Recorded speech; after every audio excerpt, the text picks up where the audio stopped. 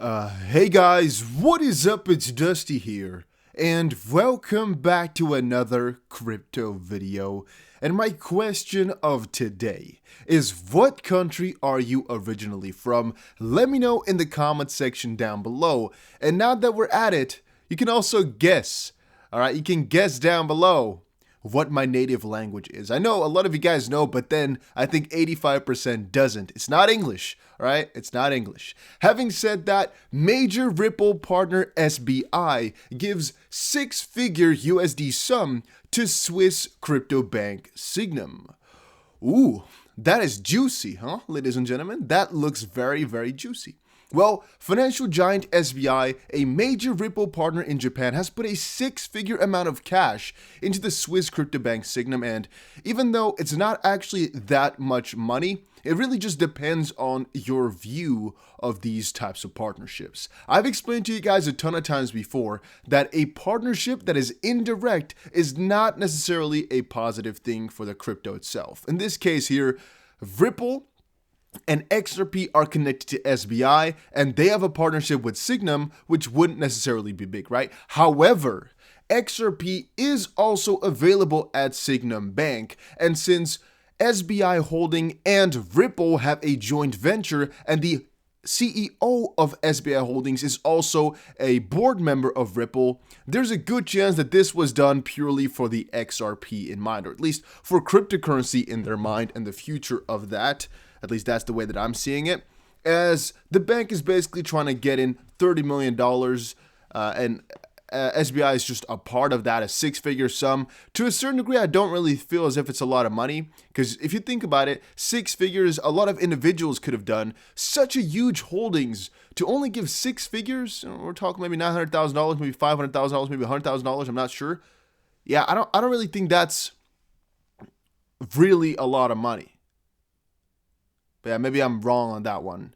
Maybe I'm really stupid. I'm just thinking that for all these bigger behemoths that are worth billions and billions of dollars, that we'd at least be talking, maybe a couple million. But hey, maybe that's just my opinion on these things. Maybe I'm skewed, because usually in crypto, we're talking about really large numbers and really large deals. Then think about it, guys. I just said it's not that much, but a little can turn into a whole lot. And this actually is not referring to this whole SBI ordeal. It's actually referring mostly to that I was just checking out some of my older videos today. All right, I was checking out videos from 2017 and 2018. As you might have seen, I joined Twitter here September 2017 with this account, and the same thing for YouTube. I think I started the first videos somewhere in August 2017 on this channel about crypto. We did previous videos before that. But that's so fun. If you start to think about how much crypto was worth back then, how much ADA was worth back then, how much XRP was worth back then. For example, if you're just every time you traded something, and you trade on Binance, by the way, you every time pressed turn small coins into BNB, you'd have probably gotten yourself, let's say 30, 40, 50 BNB just for, let's say, $5, $10, I'm not sure, just a couple dollars. Right now, BNB just really got close to $200. So we're talking that you could have at least gotten yourself 100 BNB for dirt cheap I'm talking, for just mixing up. I mean, let's say you have $10,000 in Bitcoin, right? You made one trade to XRP. Oh no, let's start with XRP, because I think a lot of you guys don't actually own Bitcoin. Let's say you have $10,000 in XRP. You were like, you know what? I'm going to switch it over to VeChain. You buy VeChain and you switch it back, but there's about $8 left in VET. And all of a sudden, you also decide to buy another cryptocurrency, but you switch it back. And there's $7 in that crypto, $4 in another crypto left. There's a button on Binance to convert small assets, basically with a low balance, into BNB. And if we check back at the time here, it wasn't even $1 per coin. All right, if you did that, you could have gotten yourself at least 100, 150 BNB for just pressing that button a couple of times here. And again, think about how much money that would have been right now. Right now, that's already 30 freaking grand for maybe $100, right? In a couple of years. You might say, Dusty, this is 3 years ago. I wasn't in crypto back then. No, but the fun part about it, in my opinion, is that this will happen every single time.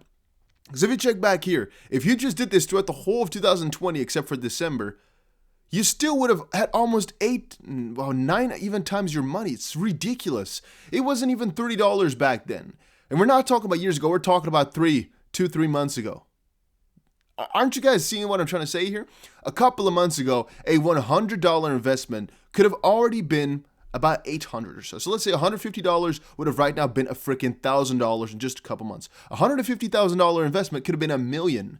I'm not saying go hoard BNB because we're up already like crazy. I'm just saying that it really goes quickly. And a little bit of money, for example, $100, I don't consider that to be a lot in crypto, can easily be flipped to $1,000 in just a couple of weeks if the climate is right. And again, this is not some wizardry. This is not some hard stuff. This is just by holding, not even day trading, not doing anything crazy. Because crypto really is that mad. Crypto really goes that wild.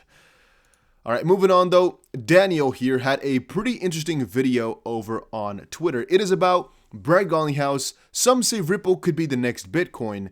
And it's basically a small little video here that I'm going to have to show you. Oh, no, sorry, guys. I'm going to let you listen to this fragment. I never know how to say that in English, but I'm going to let you listen to this fragment by taking off my headset and putting that over the microphone, all right? So bear with me here. I'm going to try. Some say Ripple could be the next Bitcoin. What do you think, Brad? Is that a compliment that Ripple could be the next Bitcoin? Well, I think if we're solving a real problem and it's at scale, then I think it's a compliment. I think the most important thing that is going on in crypto is understanding what is real and what is just hype. Some, I think, may look back on Bitcoin and find that it was the Napster of digital assets. What I mean by that is Napster was the first to digitize music and demonstrate, hey, if you digitize music, you can do a lot of cool things with that. But ultimately, they were circumventing trademark laws, they were circumventing royalty payments, and government stepped in, and Napster was not successful. But Spotify, iTunes, Pandora, they were very successful. I think what you'll find is that maybe the next generation of digital assets ends up solving some of the original problems that Bitcoin set out to solve. So Ripple, some say... So yeah, that was the... I noticed there was a very... somewhere in the middle was a very loud beep. I'm gonna have to check it back to see if it wasn't like ear rape bad. I'm sorry for that. I'm sorry for that one. If your ears now are broken, if they were, just put it in the comment section down below. I will reimburse you with a cookie if you are lucky. Sorry. I think I know the issue, but I'm gonna have to check that back. Maybe you didn't even hear it. I'm just laughing at myself now because you don't understand. That could be. Yeah, that happens, right? It happens sometimes. But yeah, that video was really interesting to me, mostly on the idea that the title here says, some say Ripple could be the next Bitcoin. It was basically the question, do you think Ripple will be the next Bitcoin? And he says it will basically be a complement, right? Or XRP will be a complement, which means XRP wouldn't necessarily replace Bitcoin. But I don't really understand, to a certain degree, why he gave the Spotify Napster example, as Spotify really did replace Napster. Napster is nowhere to be seen.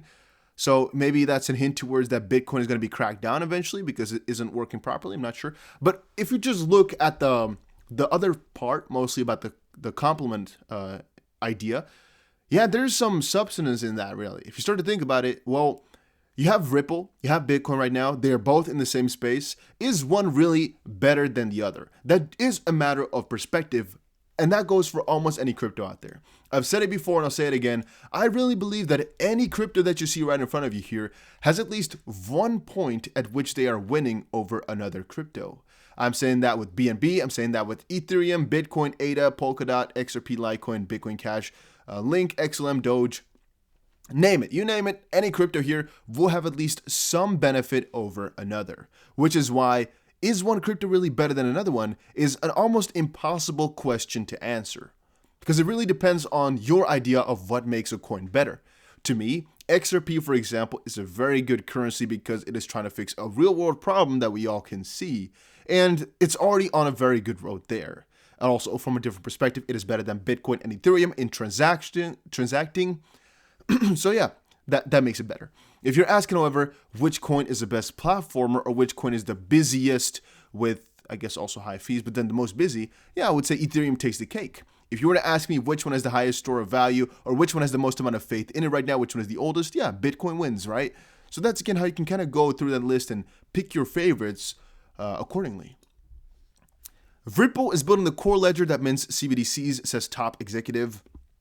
I actually think I can dedicate a whole video just talking a little bit more about this one, as I don't think a lot of people get how severe the CBDC building is going to get, and how HSBC, that top bank, has already confirmed that Ripple is working on that. I'll talk about that a little bit later, though, to go a little bit deeper into it.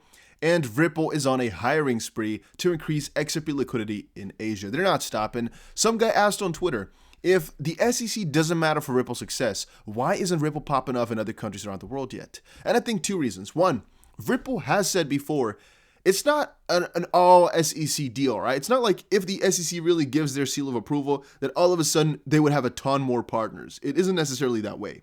However, you should consider for yourself, if there is a major lawsuit with a crypto in a specific country, or a lot of uncertainty in a specific country, even though in different countries they might accept it, they all know that the value of this asset could fall down to the ground almost instantly if another country, in this case the behemoth of the US, decides to, call it a security. Point being, it could be that all these other countries are a little bit afraid to put a stamp on it because they want the US to do it first, except for maybe Japan or a couple ones here and there. And I also think that a lot of these companies, they don't really care about the status of XRP because it's in the contract anyway. If XRP is a security, they will liquidate any holdings, any partnership, and they'll most likely get reimbursed for something. I'm not exactly sure, but it's in the contract. So Ripple has already confirmed, and I'm going to say it again, the price of XRP will most likely rise if they win the lawsuit, because we all speculate on the fact that now they can get more done, more will hold it, which is definitely true, because I believe a lot more people would be happy to hold it, and the uncertainty is gone. But it wouldn't necessarily get a ton more partners like that, because they could already give these contracts where it says that if XRP turns out to be a security, it's all going to be good. And from a different perspective, it's also because crypto is relatively early. I believe that if they get through this lawsuit, they have another selling point saying we're one of the first and only properly regulated cryptocurrency with proper KYC and AML and whatnot, which Bitcoin, Ethereum, and all those that are properly regulated, which are the only two ones, don't really have. It's going to be a major selling point from that point on forward, but it doesn't have that right now. Because right now, if they go to any other country, they can just say, hey, we're a cryptocurrency, we are not regulated, and we're being sued in the US. Here, however, we have no rules, so hey. Right, and that's a little bit of an argument, I guess, that you can make against why it's not already booming or popping off, but it could go crazy after they get this lawsuit fixed. So yeah, that was my thoughts for today. Make sure you check out GSX2. A link is down below. I personally have a couple $1,000s in this. I'm hoping it can go times a lot. Some people like it, some people don't. But hey, just check it out. A link is down below. It's right now 10 cents plus a 13% bonus plus a 5% bonus for using my link. And the founders, they have a video series on YouTube or Twitter where right now I think they're working with the Zambia government to try get more mining going on there on a government level. To me, it's pretty interesting. You got to believe it or you don't.